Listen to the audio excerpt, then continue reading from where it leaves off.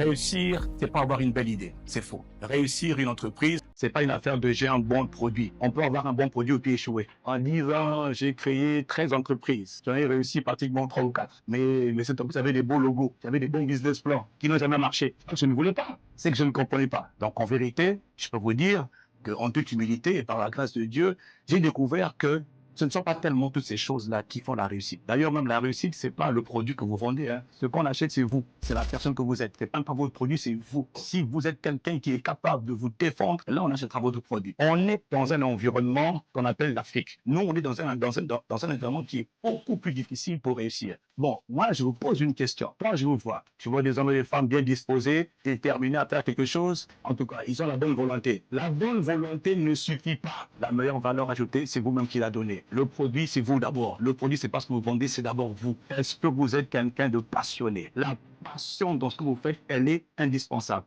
Est-ce que vous êtes des travailleurs? Vous devez aimer le travail. Vous devez être des bosseurs. Vous devez croire en vous plus que vous-même. J'ai dit, soyez passionné de ce que vous faites. 2, aimez bosser. Autre chose, soyez persévérant. De toute façon, on ne croira pas en vous. Ce n'est pas votre technicité. Là, je vous parle d'abord de vous-même en tant qu'individu. Vous en tant que personne.